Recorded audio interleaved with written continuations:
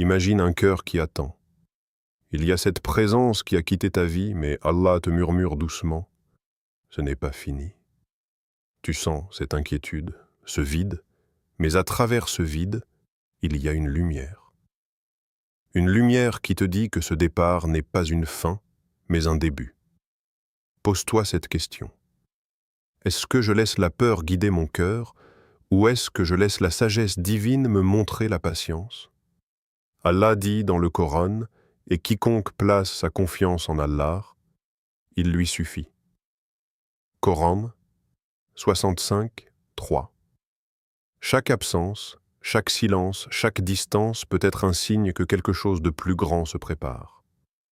Comme l'histoire de Layla et Kaïs, connue sous Majnoun, leur amour a été testé, séparé, mais la patience et la confiance en Allah ont gardé leurs âmes connectées malgré les années.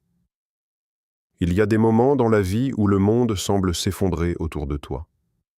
Les couleurs deviennent ternes, les rires s'éteignent, et même le soleil semble moins chaud. Tu observes ta vie et tu te demandes « Pourquoi maintenant? Pourquoi cette distance? Pourquoi cette absence qui me ronge l'âme ?» Ces instants sont comme des vagues froides qui frappent ton cœur, te laissant à la dérive.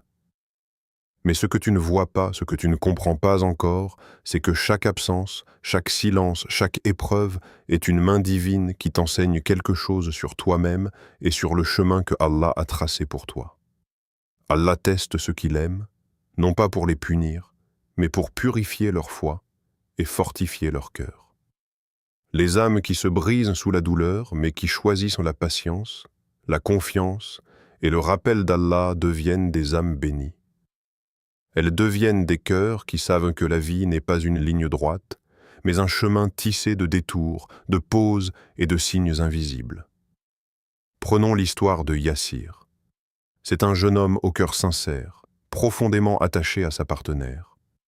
Leur amour était pur, doux, guidé par la foi et le respect mutuel. Mais le destin, ou plutôt les épreuves placées par Allah, les sépara. Des malentendus familiaux, des obligations inattendues, des chemins qui semblaient converger mais qui s'écartaient, 3 années entières où Yassir ne la vit pas, où il n'entendit pas sa voix, où chaque jour semblait plus lourd que le précédent. Chaque nuit, dans le silence de sa chambre, il levait ses mains vers le ciel et murmurait « Ô Allah, si cette relation est bonne pour mon âme et mon destin, rapproche-la de moi au temps parfait. » Ce n'était pas une simple prière dite par habitude. C'était un cri du cœur, un acte de soumission totale. Il n'exigeait pas que le retour se fasse à sa manière ou selon son calendrier. Il demandait seulement que la sagesse divine guide leur chemin, que ce qui est destiné à lui revienne dans la perfection et la bénédiction. Et Allah répondit. Mais pas par un miracle éclatant, pas par un retournement soudain qui brise le temps et l'espace.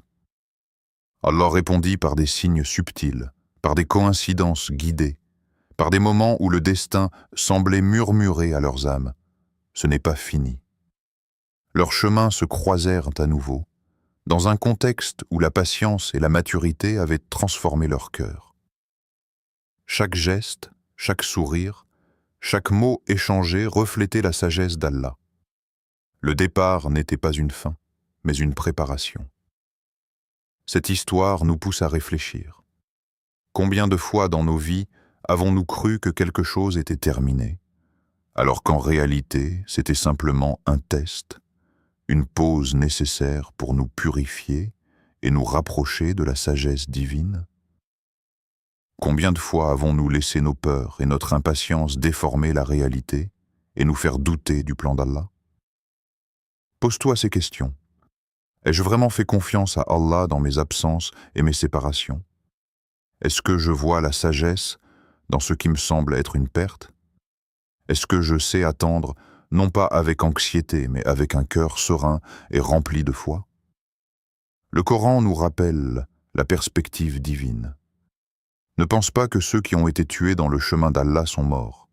Au contraire, ils vivent auprès de leur Seigneur, bien pourvus. Coran 369. Ce verset, bien que parlant des martyrs, reflète une vérité universelle. Dans la vision d'Allah, rien n'est jamais vraiment perdu. Même ce que nous considérons comme terminé, même les liens brisés ou les absences douloureuses, continuent d'exister sous une autre forme, dans un plan que nous ne pouvons percevoir qu'avec la foi et la patience. Imagine ton cœur comme un jardin. Chaque absence, chaque séparation, chaque épreuve est une pluie qui tombe sur le sol. Parfois, elle semble froide, parfois trop abondante, mais elle nourrit les racines invisibles, celles que tu ne vois pas encore, celles qui feront éclore les fleurs les plus belles au moment parfait choisi par Allah. La véritable leçon du test de l'absence n'est pas de ressentir la souffrance, mais de transformer cette souffrance en lumière. Et lorsque tu observes ta vie à travers ce prisme, tu comprends que chaque instant de solitude, chaque période de silence est une invitation à t'élever, à purifier ton amour, à renforcer ta patience et à t'ancrer dans la confiance en Allah. Yassir, après ces 3 années, n'était plus le même homme. Sa foi avait grandi, sa compréhension de l'amour avait mûri, et son cœur savait que ce qui revient après une absence, ce qui est destiné, revient avec une profondeur et une beauté qu'aucune hâte humaine ne pourrait créer. Son histoire nous rappelle que le temps, lorsqu'il est guidé par la volonté d'Allah, devient un allié et non un ennemi. Il existe dans l'univers une force invisible, silencieuse mais puissante, qui guide ceux qui sont destinés à revenir. Elle ne se montre pas toujours de manière spectaculaire, mais elle agit avec une précision parfaite. Quand Allah dit « Cette personne revient », ce n'est pas une promesse vague. Ce n'est pas un simple espoir fragile qui s'éteint avec le temps. C'est une certitude divine. Une certitude qui dépasse la logique humaine, qui défie le hasard et qui traverse les vents de l'incertitude. Imagine un fleuve qui s'étire à travers la terre. Il naît d'une source modeste, parfois cachée par des rochers ou des montagnes. Il rencontre des pierres, des branches, des ravins, mais il continue de couler. Il ne s'arrête jamais, parce que son but est tracé. Il finit toujours par rejoindre la mer. Ta relation, ton lien avec cette personne, ton cœur sont ce fleuve. Les obstacles, la distance, les malentendus, le temps, ne sont que des pierres sur ton chemin. Chaque détour, chaque turbulence, chaque silence n'est pas une fin, mais un moyen de purifier le cours de l'eau, de renforcer sa profondeur et sa clarté. Considérons l'histoire de Sarah et Hamid. Leur lien était fort, mais la vie a imposé des obstacles inattendus. La distance physique, les malentendus, et parfois l'orgueil ou la peur, les ont éloignés. Chacun a cru que la fin était arrivée.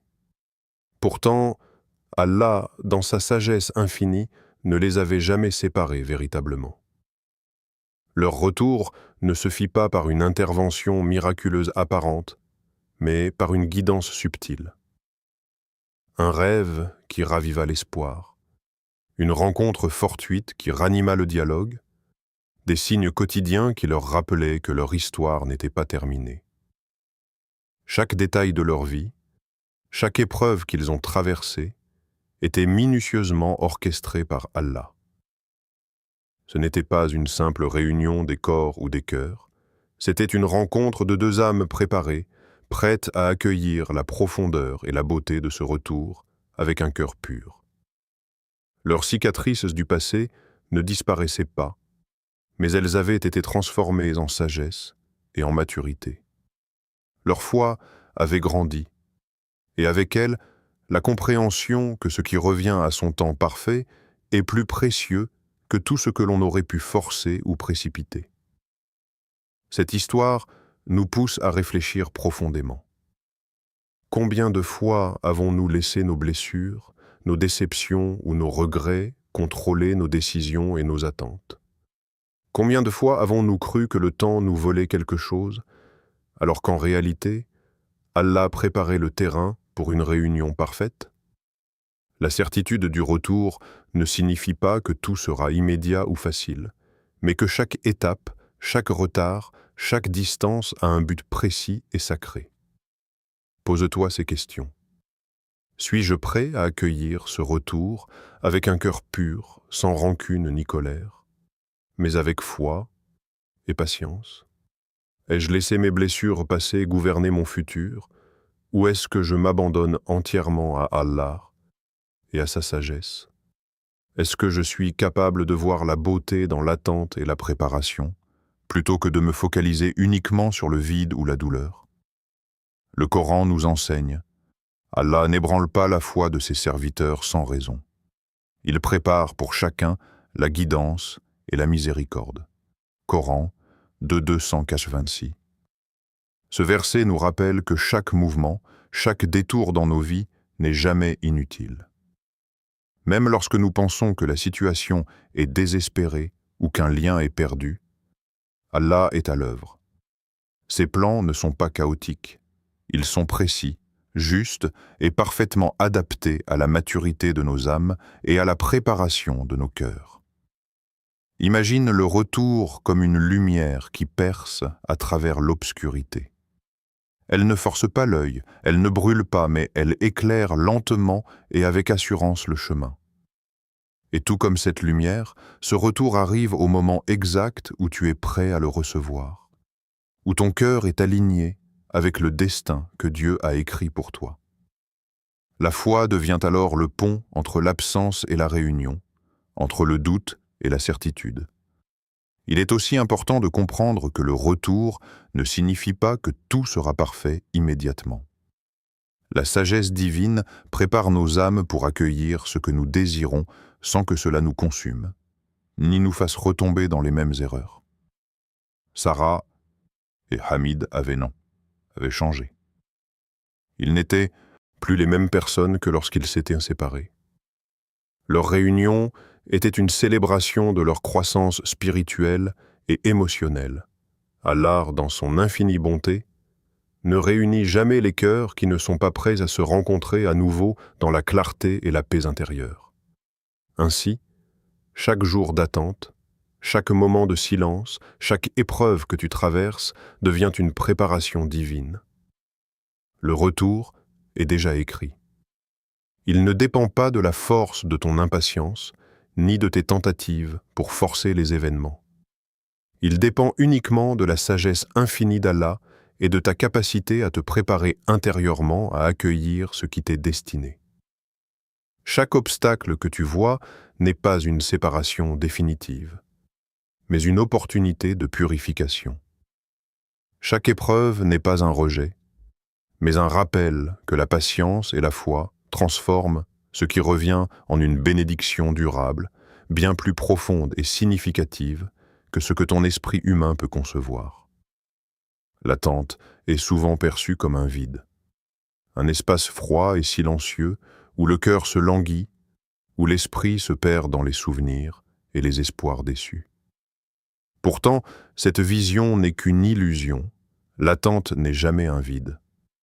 C'est un enseignement, un miroir posé devant ton âme, révélant chaque facette de toi-même que tu refuses parfois de voir. Chaque jour loin de cette personne, chaque moment où l'absence se fait sentir, te révèle des vérités que seule la solitude peut exposer. Tes peurs apparaissent dans toute leur clarté. La peur de ne jamais revoir cette personne, la peur de l'abandon, la peur de l'injustice du destin. Elle te confronte à ta propre vulnérabilité. Tes attentes irréalistes surgissent également. Tu réalises que tu as parfois idéalisé l'autre, projeté sur elle tes désirs, tes besoins et tes rêves.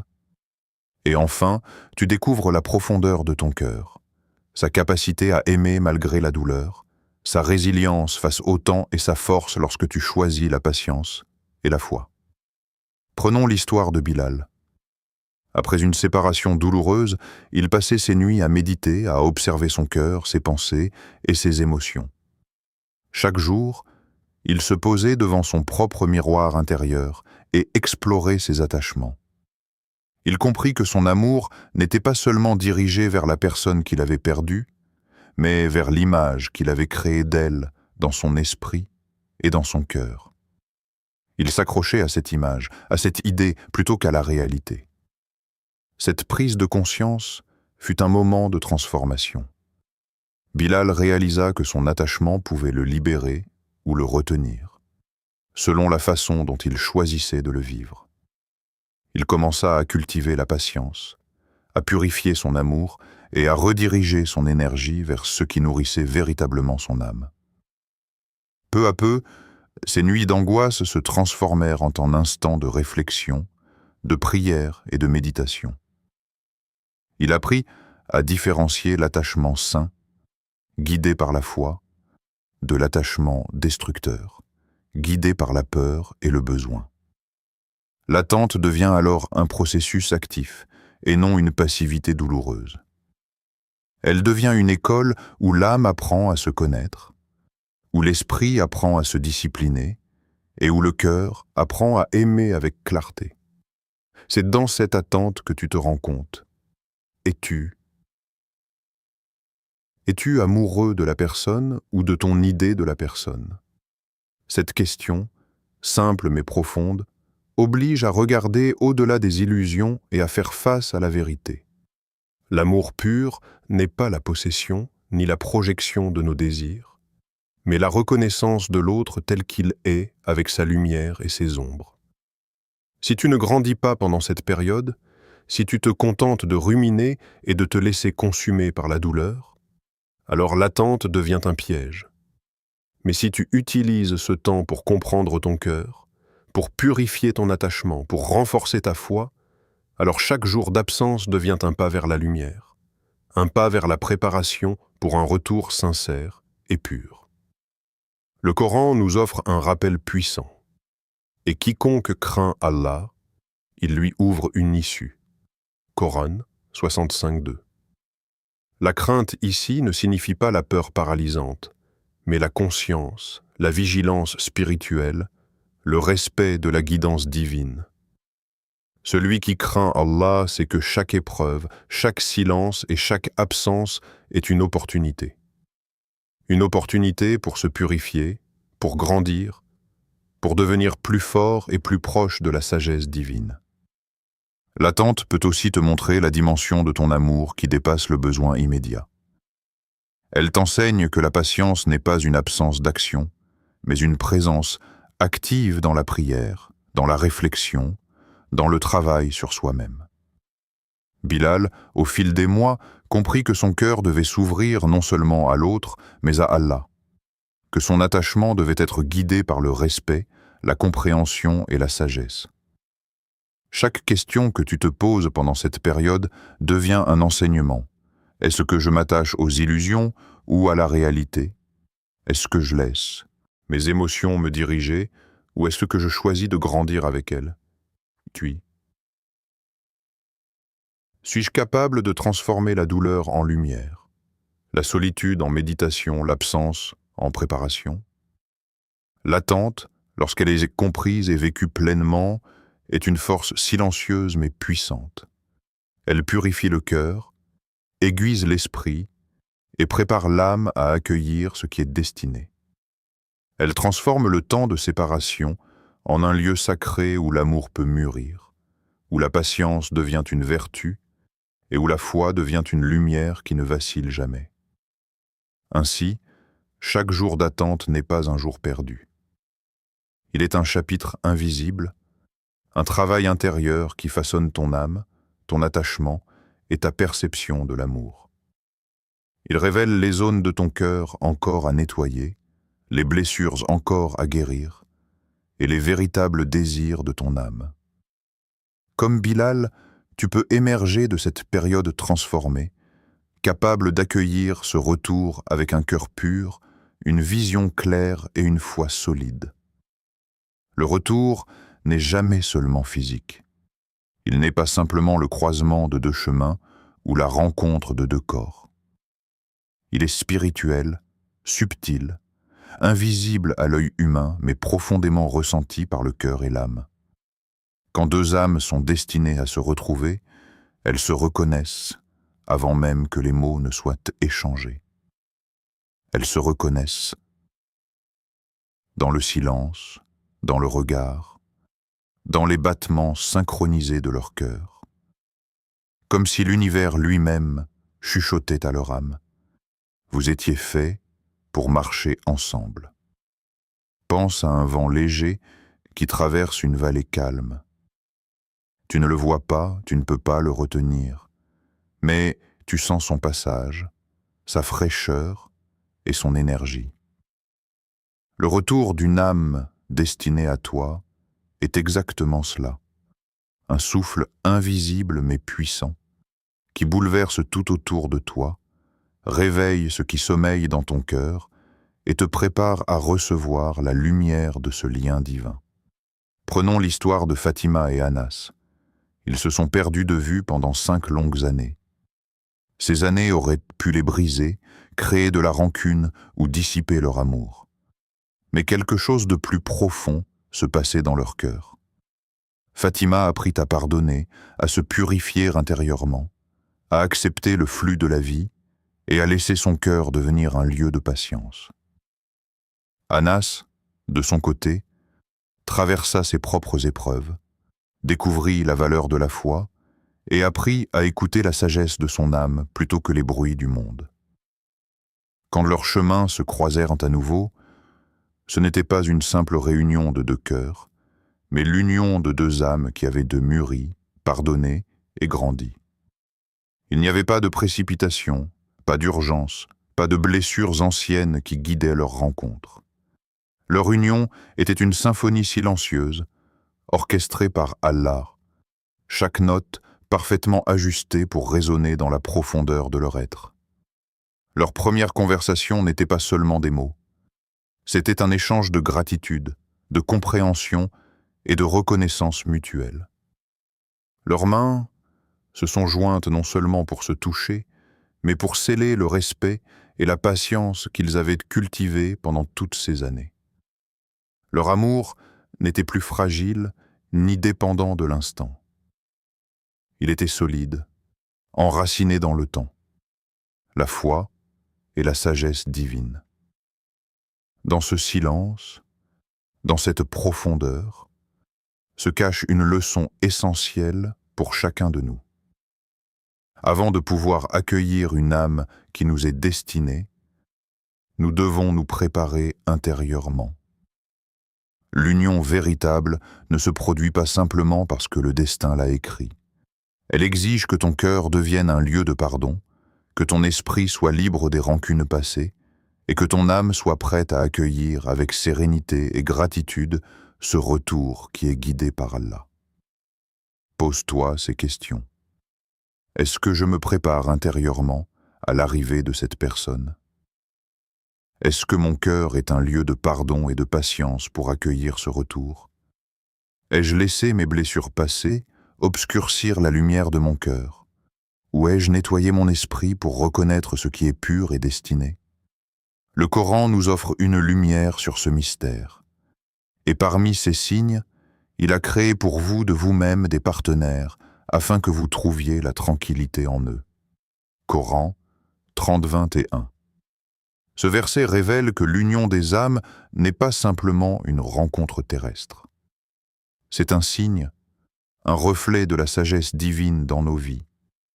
La tranquillité que tu ressens avec cette personne n'est pas le fruit du hasard, mais le résultat de la volonté d'Allah et de la maturité de ton cœur.